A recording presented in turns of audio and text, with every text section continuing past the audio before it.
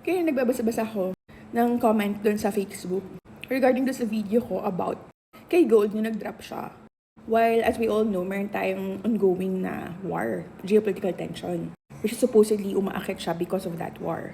So meron mga kanya-kanyang opinion, meron mga kanya-kanyang analysis.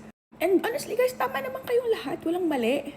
Tama yung mga speculations nyo, kaya nga tayo tinawag na speculators di ba? Kasi ganitong trabaho natin or industriya natin, we are speculating kung aakit ba or babagsak ba. Kasi wala naman talaga nakakaalam kahit sino Kasi meron pang iba nagko-comment na, di ba yung tinuturo sa LTA, dapat tinuturo niya. One thing that I have learned when I am already trading with the community, I understood na hindi lahat pare-parehas ng perspective. Hindi lahat pare-parehas ng analysis. Hindi pare-parehas ang nakikita natin sa market. Pero hindi ibig sabihin na magkakaiba tayo, mali na ako, tama ka, or mali ka, tama ako. Or sometimes, magkaiba tayo ng analysis, pero parehas tayong tama. So, for example, mag-drawing ako ha. Ano nakikita mo number ngayon? Diba you're seeing number 9? Ako, what I'm seeing is number 6. Diba? 6 sa akin. Sa'yo 9. Diba? Pero, parehas sa number yan. Pero we're seeing it differently, in a different perspective, in a different view. But that doesn't necessarily mean na mali ako or tama ka.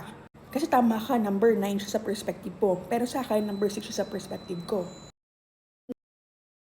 Respecting other traders' analysis and accepting that people can see the market differently is actually a sign of maturity. Kasi here sa trading journey natin, it's not really about kung sino yung tama or mali. Kasi dito, it's all about probabilities. Kasi possible na meron dyan dalawang trader, they can look at the same chart and come to completely different conclusions. The other one may see buying opportunity and then the other one would probably see selling opportunity. And pare sila, they can have valid reasoning based on their respective strategy, time frame, or experience. And naniniwala ko yung mga mature trader, they understand this. Hindi yung makikipagtalo ka pa sa comment section, ito dapat, ganito dapat, kasi ganito yan, ganyan. You don't really need to argue just to prove your analysis is right. You don't have to feel threatened kapag mayroong someone na nag-disagree sa'yo, especially sa nakikita mong view. And pinaka-importante is you have to listen, evaluate mo. And of course, mag-focus ka sa sarili mong trading plan. And yung ganitong mindset will help you na maging emotionally mature ka, emotionally disciplined. Most especially kapag nire-respect mo yung perspective ng ibang tao, tinatanggal mo yung ego. Kasi pag natanggal yung ego, yung decision making mo will become clearer and mas objective. Kasi honestly, at the end of the day, hindi naman tayo yung magde-decide, yung market ang magde-decide. And always remember that trading maturity is not about being correct. It's about being humble enough to accept that the market can actually move in ways none of us expected. So now, I'll show you my setup. My failed setup. So, kung mapapansin nyo, pumasok ako dito during the time na nagkaroon ng breakout siya. Because here, matibay itong resistance na to, and then finally, unbin-break niya yan. That's why, dyan ako pumasok. Nagkantay lang ako ng onti confirmation na magkaroon ng bullish candlestick, tsaka ako pumasok dito. However, ayan, nag-consolidate siya, nag-draw down ako for several days. And then finally, umakit na siya. However, hindi niya na-reach yung aking TP, which is itong aking TP here, just a little below the all-time high. Apparently, ang nakikita pala ng market is different from what I see. Kasi ito pala yung kinonsider niya na resistance, which is this area. This area. Kasi meron din resistance dito wherein mapapansin mo, ayan no, meron siya ditong area na nagkaroon ng rejection. That's why ito yung kinonsider ng market na resistance. And from there, mapapansin mo, doon siya nagkaroon ng, ayan, ng reaction. Ayan, doon siya nag-react. Nagkaroon siya ng indecisive candle, and then nagtuloy-tuloy na siya bumagsak. And who would have thought, nasa kasagsagan ng war, ibabagsak siya ng gayang kalakas. Kasi yes, pati naman bumagsak si gold.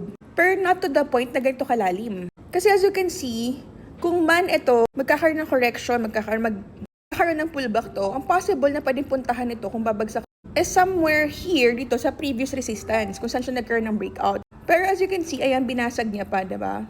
And kung ang trend line naman ang susundan natin, which is kung saan siya multiple times na nag-bounce, ayan o, lumagpas pa rin siya. So, makikita talaga natin na talaga nagkaroon dito ng liquidity hunting. Yung mga smart money are really collecting our stop losses somewhere here because they know exactly where we will be putting our SLs. That's why, itong setup ko na to, this could have been a very good setup. Pero, as you can see, kung man ito, magkakaroon ng correction, magkakaroon ng pullback to, ang possible na pwedeng puntahan ito kung babagsak is somewhere here, dito sa previous resistance, kung saan siya nagkaroon ng breakout. Pero as you can see, ayan, binasag niya pa, diba? And kung ang trend line naman ang susundan natin, which is kung saan siya multiple times na nag-bounce, ayan o, lumagpas pa rin siya. So, makikita talaga natin na talaga nagkaroon dito ng liquidity hunting. Yung mga smart money are really collecting our SLs. Yeah, tama. And kailang pips na ako dito, nakinita, pero however, hindi yun yung nangyari. Hindi niya naabot yung TP ko, and instead, binagsak niya pa sa SL natin, di ba? So as you can see right now, nire-respect niya naman ulit itong ating trend line, and tiyatry niya na ulit umakyat, pero slow moving siya right now. So, itong setup ko na to, syempre, malulungkot ako na parang, ang tagal ko inantay ito, 2 linggo, tas ganyan. Sasaktan lang pala ako ng market. Diba? Pero I'm really happy, syempre. Kahit pa paano, syempre, nakailang pips din tayo. This is already over, I think, 2,000 pips din to. So, yun. So, yes, it's okay to feel disappointed. I was really optimistic na aakyat si gold because of the war, because of the geopolitical tension, because of the tariff.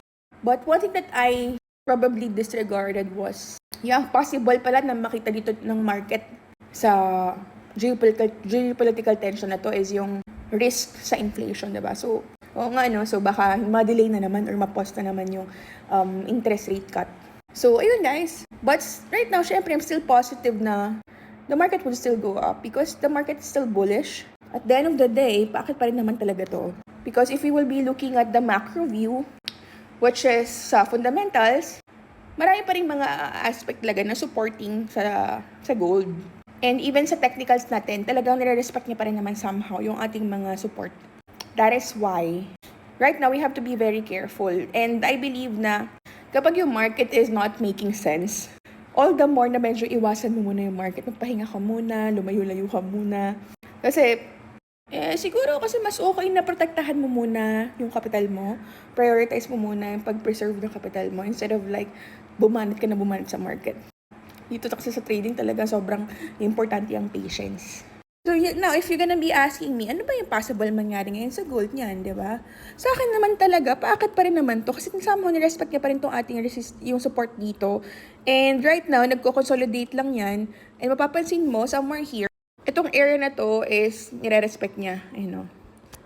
So ngayon, ang pwede mo antayin dito is breakout. Kapag nagkaroon ng breakout sa area na to, at binasag niya itong resistance na to, then dun ka pwede mag-buy. You wait for retest lang. Pwede ka bumaba sa mas mababang time frame. Tingnan natin sa 1 hour time frame.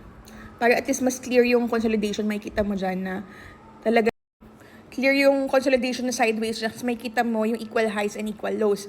Na nagbabounce yung market dito sa equal high. Yan. And nagbabounce yung market dito sa equal low.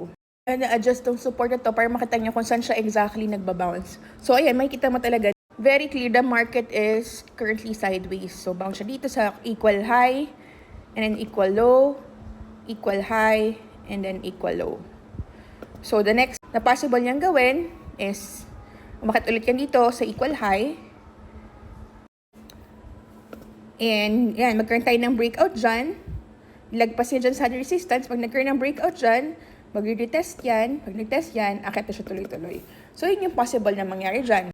So, ang opportunity mo dyan is makapag-buy ka somewhere here kapag tapos na siyang mag-retest. Mag-buy ka dyan. Possible scenario din guys, kung talagang sobrang lakas sa mga sellers. This one, instead na umakyat siya dito, ang mangyayari is babagsak siya dito, babasagin niya to. Kapag binasag niya tong support na to, tinest niya, then possible, meron na tayong selling opportunity dito. So, babagsak siya kapag sobrang lakas talaga ng mga sellers. However, kasi, if we will be checking the news, which is tomorrow, Friday, meron tayong NFP, yung non-farm payroll. So, doon natin makikita yung job report kung marami bang mga bagong trabaho sa US o nabawasan ba, lumiit ba yung sahod nila, nadagdagan pa yung sahod nila. So, bukas natin malalaman yun. And malaking factor yun, yung data na yun, para sa Fed. Okay, silipin natin, ano ba yung forecast? Pwede natin makita yun sa Forex Factory. So, silipin natin ano yung possible mangyari tomorrow, which is March 6. Sa March 6, meron tayong non-farm payroll, average hourly earnings, tsaka unemployment rate, diba? So, ngayon, ang forecast daw, sabi dito, yung sa average hourly earnings, mababawasan daw. So, imbis na tumaas yung sahod nila, liliit pa ata. Dito naman sa non-farm payroll, from 130K na data last month, ang lalabas na lang this month is 58K. So, kumonte yung mga bagong trabaho. And then sa unemployment rate naman daw, as is pa rin daw. So, kung i-assess mo yung data na yun, it looks like na it is against US dollar and supportive kay gold. So, itong data na to na nasa forecast, possible, ito yung makatulong na i-akyat si gold para magkaroon tayo ng bullish continuation. So, ayun guys, that's how we analyze the market. We both use the fundamentals and the technicals and then combine natin And then we come up with a speculation.